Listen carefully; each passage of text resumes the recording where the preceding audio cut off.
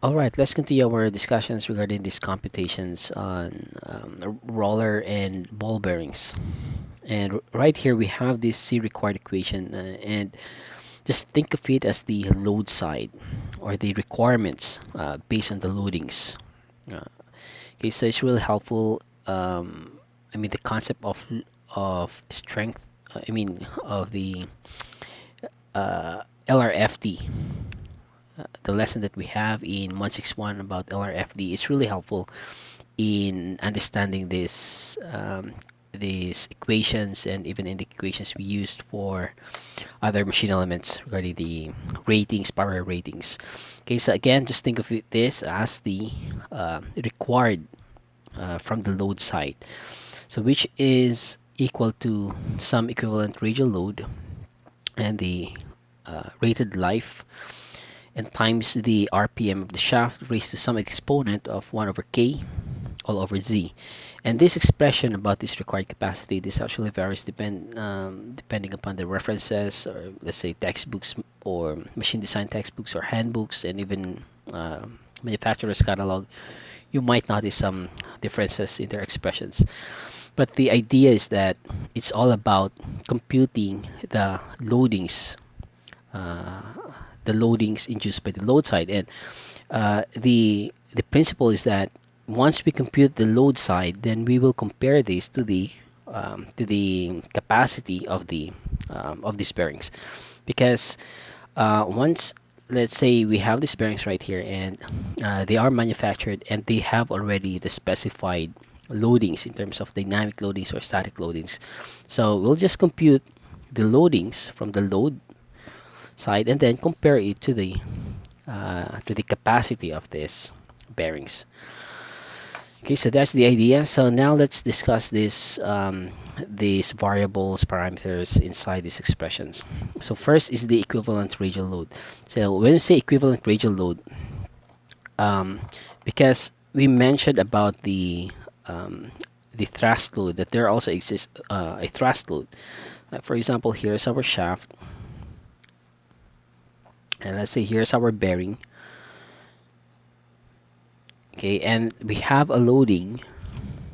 We can have a loading in this direction and also in this direction or radial direction, right? So uh, we can only or at present or at the moment, what we have or the equation that we have right now is, or the tables, they are just specified in terms of or maybe not specified, but I mean, because there are tables that has also this thrust load capacity. But I think let's just say typically or basic, the basic information that we have is to have this radial capacity in the tables. So what if we have a thrust load? So how do we compute that? So we transpose this, or we translate this thrust load into the radial load, and that's what we call the equivalent radial load. Okay, so let's say this is P sub R, or sometimes you just write R. So, and then this is P sub T, and we convert this P sub T into this equivalent radial load. Okay, so we convert all this to, we will convert this into an equivalent radial load. So how do we compute for the equivalent radial load? It's through the use of this equation right here. Okay, so P is equal to XR plus YT. So R, that's the radial load.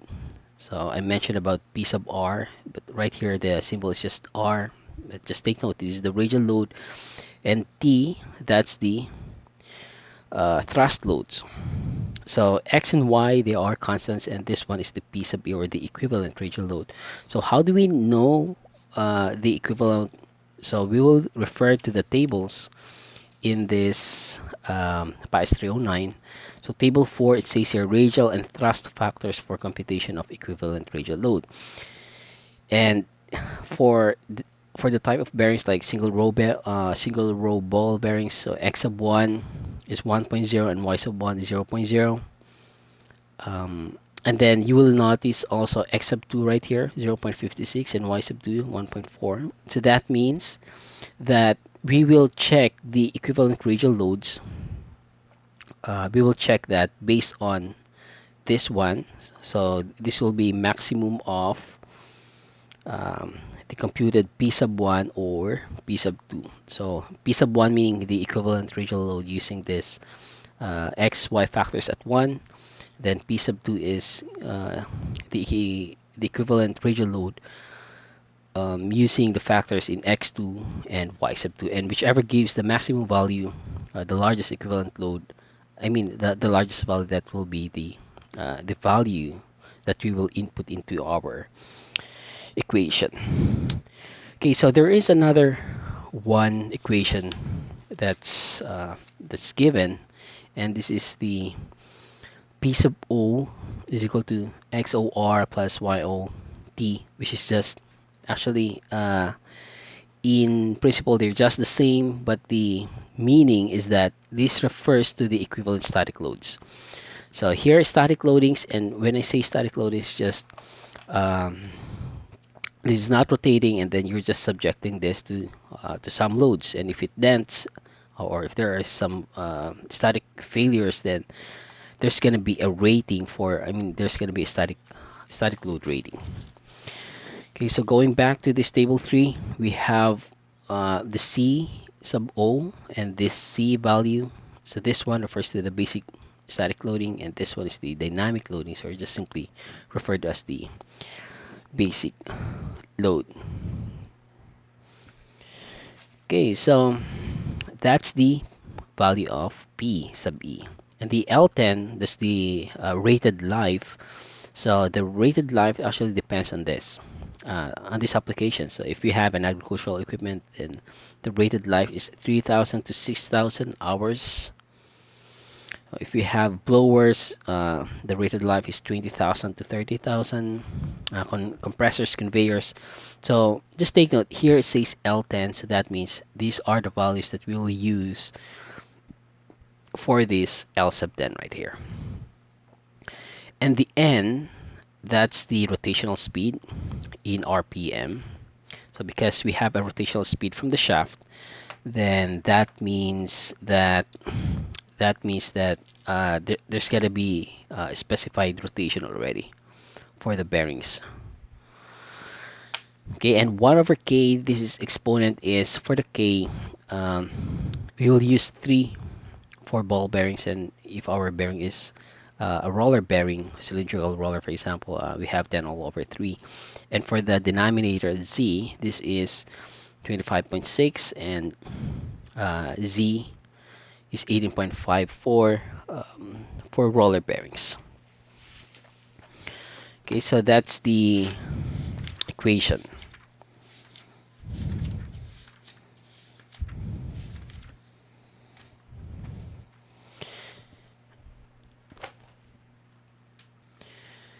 Okay, what else? We'll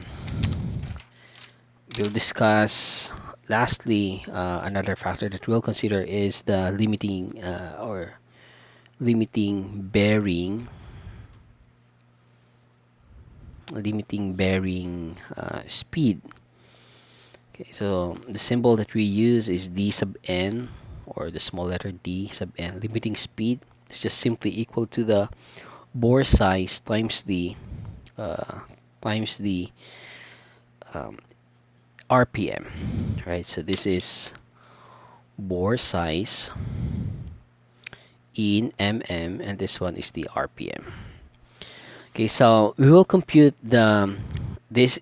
I mean, we need to determine this limiting bearing speed, and we will compare that to the table.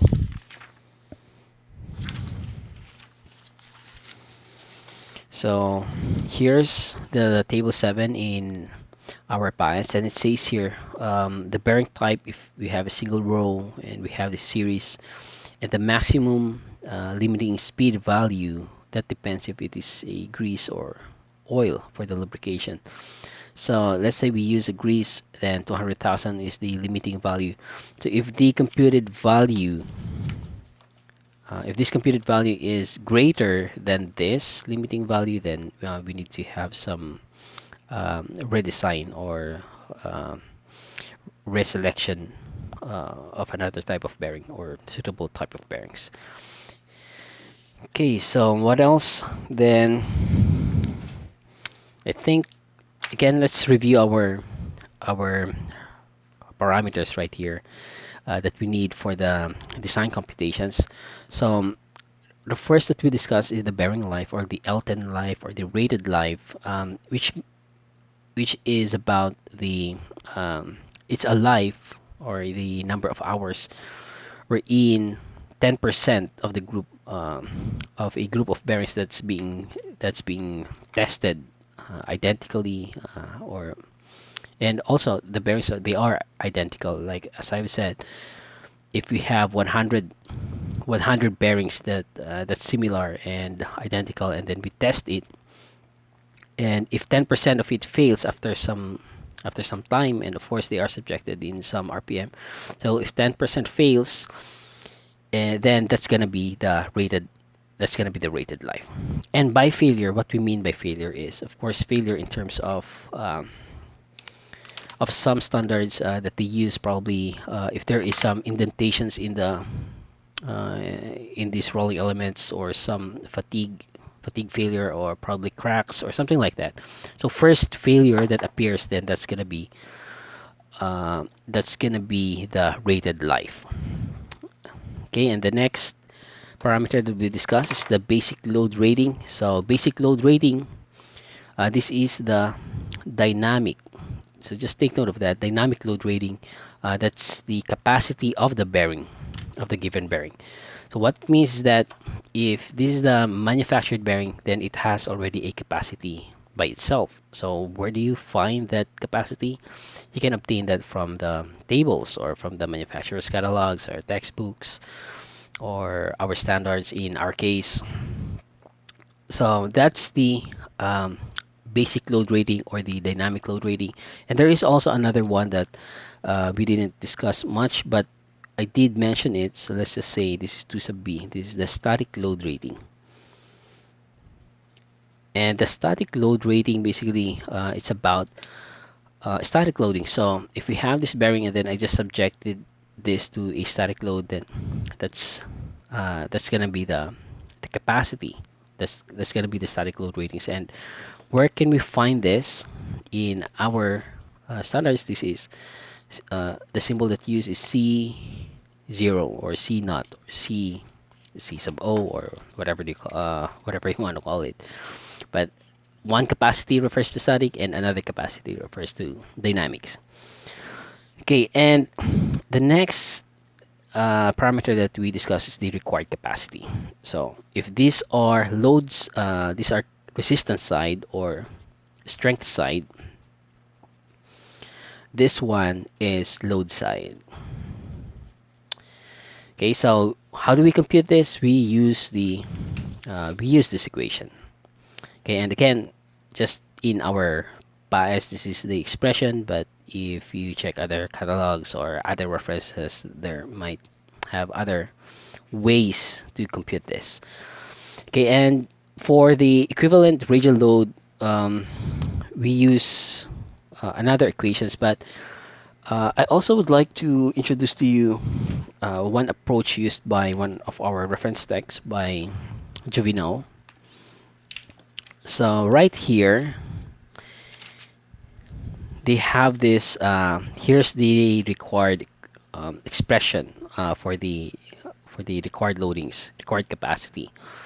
So we have this equivalent loadings plus some factors, like for example, um, if there's let's say uniform load, no impact, or if it's a light impact, heavy impact. If it's a ball bearings, then what's going to be the factor? So somehow it accounts also these factors. So that's one good point about this expression. And we have this L all over KR times LR. So LR is just the rated life, and um, which is just 1 times 10 to the 6, or something 1 times 10 to the 7.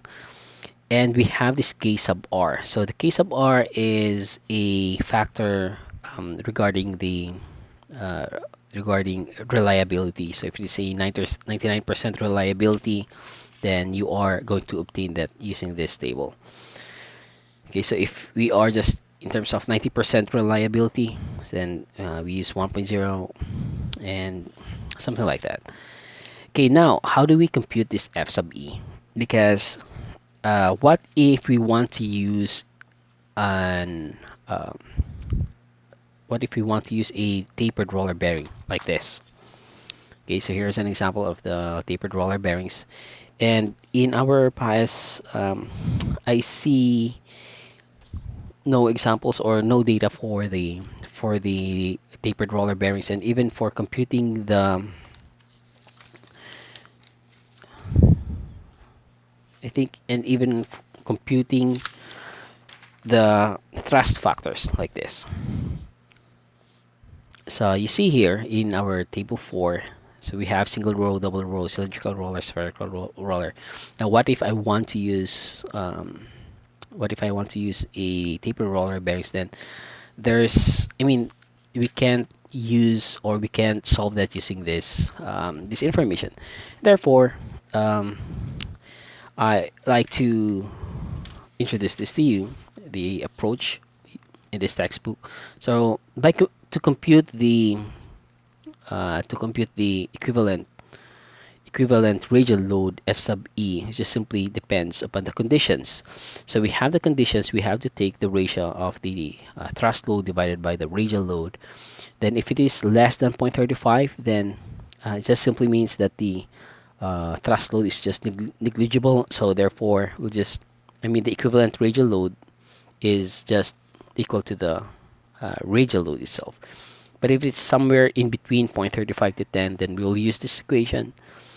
And then if it is greater than 10, then we'll use this equation. So 1.176 times the thrust load. But that is for radial ball bearings. But for angular ball bearings, then we will use this. So just take note, angular ball bearings.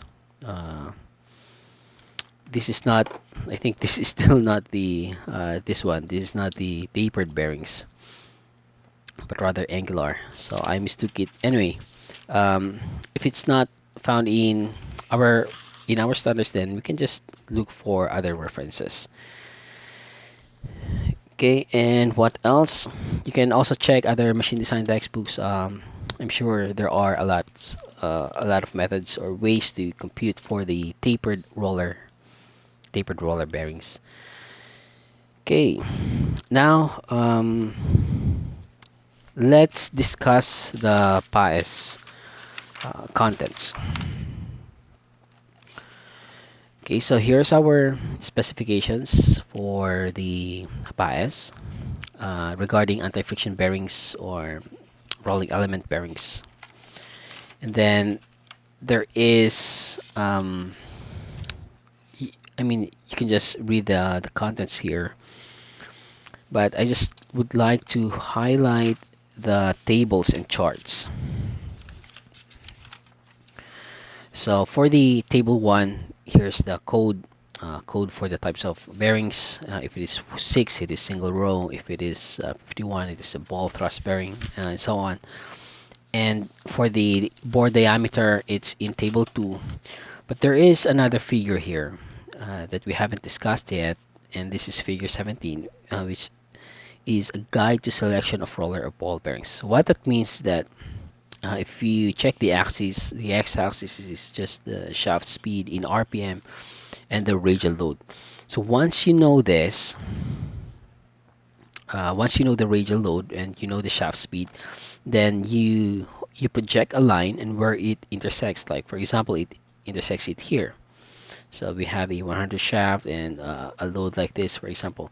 So that means that because we have these groupings or regions, it means that if we fall within this region of ball bearings, then that means that we will use the ball bearings, or it's recommended to use the ball bearings. Okay, or maybe here, what is this, ball or roller bearings. So we can select either which, and right here we have the roller bearings. So actually it goes back to the basic principle that the roller bearings, they can achieve higher load ratings, but lower speed, right? But this one for the ball bearings, lower load radial loads, but higher speed right here. So that's one. And then the table 3, this is where we obtain the basic static load ratings. So just take note of this. Ball single row 2 series, here we have the 300 series. And if you have a double row or a cylindrical, I mean a roller, cylindrical roller, and a spherical roller.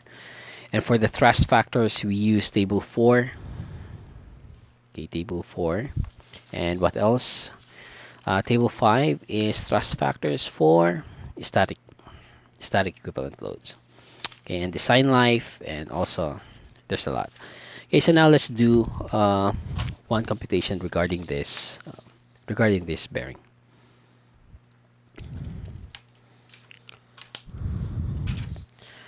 Okay, so first problem that we have is I think this is taken from our PAS 309-2001, and it says here, determine the bearing size and type of for bearing size and type for a belt drive with a design power of 10,000 watts and 180 degrees arc of contact and a belt velocity of 5 meters per second and a shaft speed of 1000 RPM. Okay, so actually this is not this is not direct yet, but we can solve the or what we need is just the radial load. That's the basic data that we need in order to solve for the to determine the bearing size and type. Now you can solve this through some equations relationships regarding dynamics and mechanics, but I'll just use this because it's it is already solved in this standard. Now let's say we already know the radial load, and it is 1500 Newton, and our design life is, let's say, 3000 hours. So how do we determine that? So okay, so let's use, okay, so selection. So let's do selection of rolling element using figure 17. Okay, so figure 17 of our standard. So here it is. Here's the figure 17, and we have a shaft speed of 1000 RPM. So it's right here. Okay, so let's project a line, and we have a load of 1500 Newton. So let's say it's right here.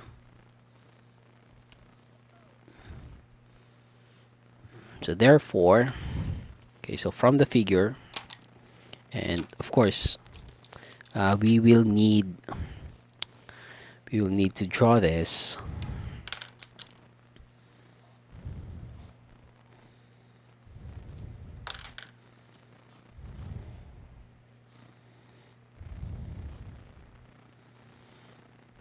RPM, and right here this is the 1500 Newton. So we need a ball. Okay, therefore use ball bearings.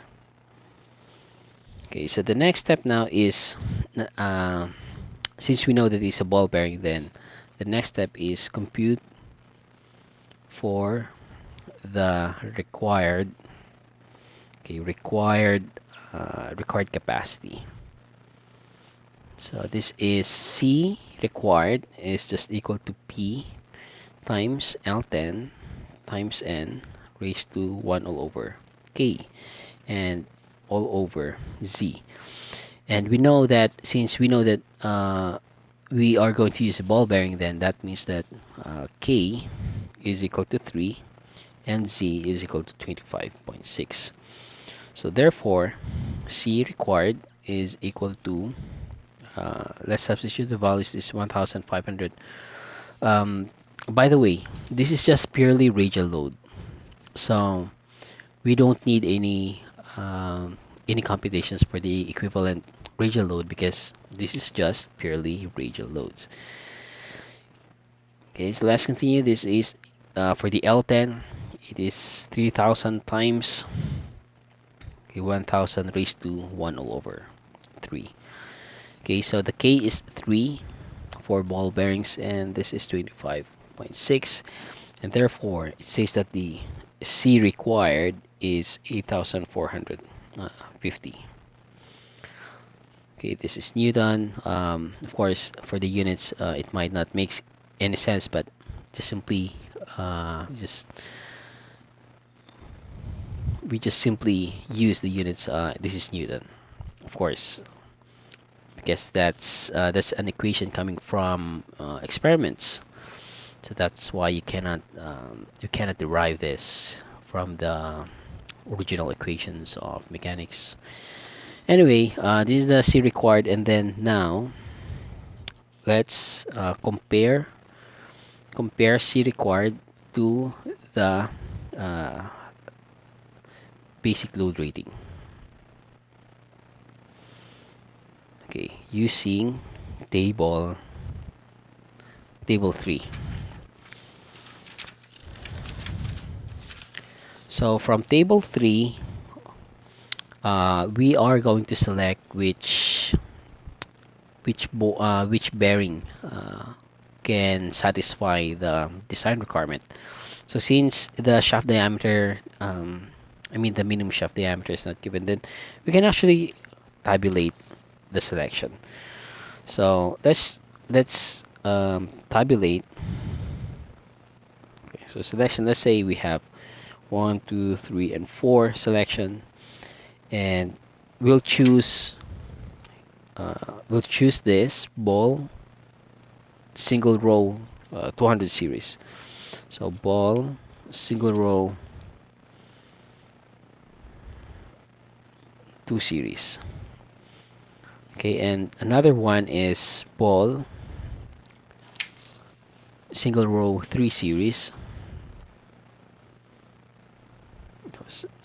3 series, and then ball double row,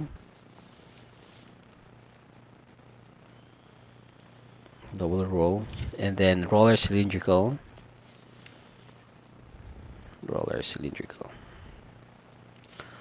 So we have 4 choices.